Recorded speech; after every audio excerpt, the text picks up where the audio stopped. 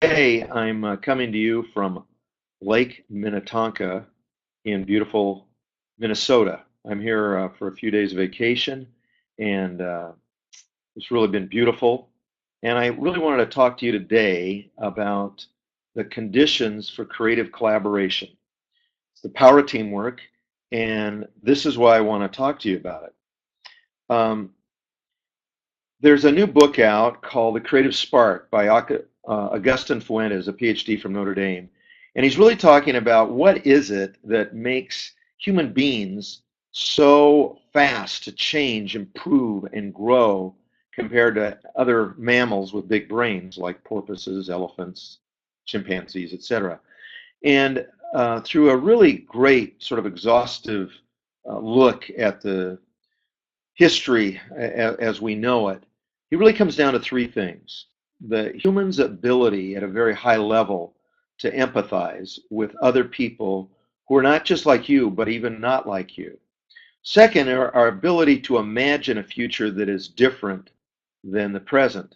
If you think about animals, they're reliving the same lives that their ancestors lived thousands of years ago with very little change. And then finally, collaboration, and especially the ability of human beings to collaborate on very complicated tasks. That's why I have the man on the moon there. I mean, if you think about it, we really went from zero to landing a man on the moon, return him safely in 9 years. And that involved the collaboration of at least 50,000 NASA scientists, who most of whom didn't know each other before they started that project. So it's really powerful. So what creates that? And I want to talk to you about what does so that we can apply it not only in our workplace, but also at home. So the way human beings are wired is that our strongest genetics are around self-interest. And the way that translates to each of us is improving our individual intelligence. And we do this through something called hard power. Now, the first basis of our genetic intelligence is threat recognition. So that teaches us to be reactive and competitive. The next level of development is opportunity recognition. And if we're really good at that, that helps us to become proactive and aggressive in the most positive way, aggressive around goals. And then the highest level of individual intelligence is when we gain the confidence that we can really set and achieve goals through goal discipline. And we do this by holding ourselves accountable and by focusing on those critical goals. But that can only take us as far as one individual can go, where civilization really takes off, and this is also true in organization, where organizational goals really get to another dimension, is when you increase group intelligence. So in group intelligence, the fundamental basis of it is thinking versatility. And thinking versatility means that you have the ability to hold competing ideas, different ideas that are even sometimes oppositional at the same time, and consider them both for a sustained period of time. The other thing that really drives group intelligence and creative collaboration is social learning. That means learning from each other. And so we're paying attention to each other in ways where we're gaining from each other new insights and also observing.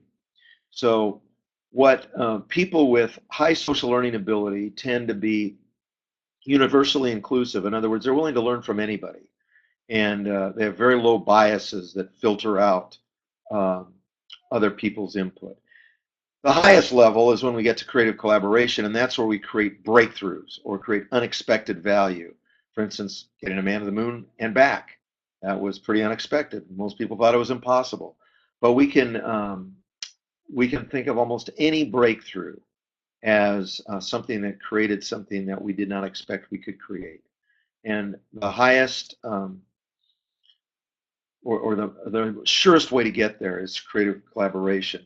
And that's a soft power skill because it involves empathy, listening, problem solving together, mutual respect, lots of trust.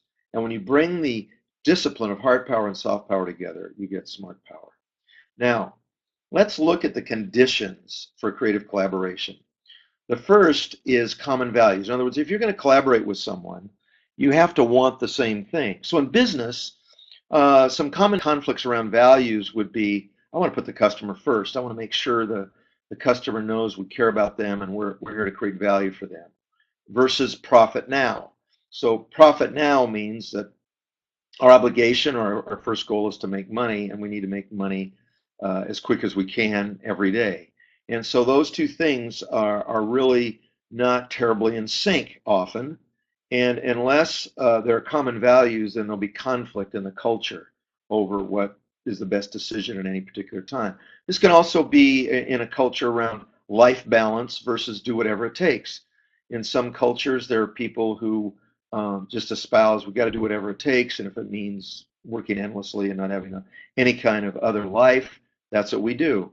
Other places, it's we can achieve great things within the constraints of having a vital personal life. But if those values aren't really integrated, then you continually have conflict in the culture. Shared goals simply means that our priorities are aligned. So again, in business, it would be, let's say a common goal is we want to increase customer service scores, or we want to increase the speed to market of our products. So that'd be an example of a common goal. Agreed upon methods would be, do we have realistic mutual expectations? So using this example, like agreed upon methods, we really want to increase customer service. We think it's the best way is to improve the call center experience for customers who call. Another person says, I think the way to get better customer service is to have a better website so we have fewer calls and it's easier to navigate. So I think we should put most of our efforts in the website. Other people say, no, I think we should put over-invest in a call center. And if you have limited resources, you can't do both. You have to get these things sorted out. So these things are all sources of conflict. Let me tell you why this is important. You need to really diagnose why there isn't a high level of cooperation, which would lead to creative collaboration, through by looking at conflict. So if the conflict is simply agreement over methods, that's the easiest kind of problem to solve. And you use the principle of seek first to understand the other person's point of view and then to be understood. It's not enough just to understand the other person's point of view. It's you want to be understood in your way.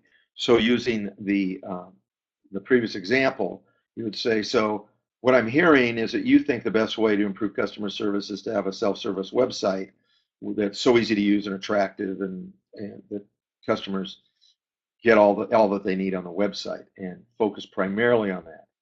And then you state my concern. But my concern is that the reputation that you get by customers who have problems are much bigger than the satisfaction that you achieve without human contact. So then you just you work out the differences between agreed upon methods, and typically it's not really that hard. Now the problem that we have about conflict is we tend to think that all our conflicts are about methods, and so if we just use empathy and understand and patience, that we can work it out. But that's not true. You can also have conflict over goals, and as you go up the sort of chain of complexity, resolving goal conflicts is harder than achieving agreement over method conflicts. So an example of a goal conflict would be, well, I want to go on a vacation that's primarily relaxing because I work really hard. And my partner who's going on this vacation with me, she wants to go for stimulation because she really likes stimulation and novelty and excitement, and that's why she wants to go. So we agree that we want to go on a vacation, but we have two different goals. And so typically the way you resolve conflict over goals is you try to come up with a win-win solution. So in this case, if you're, let's say, going on vacation for 2 weeks, half the time is going to be very relaxing and half the time is going to be doing stuff that's new and stimulating. And hopefully that kind of win-win will create a solution. So now conflict over values are the hardest to resolve.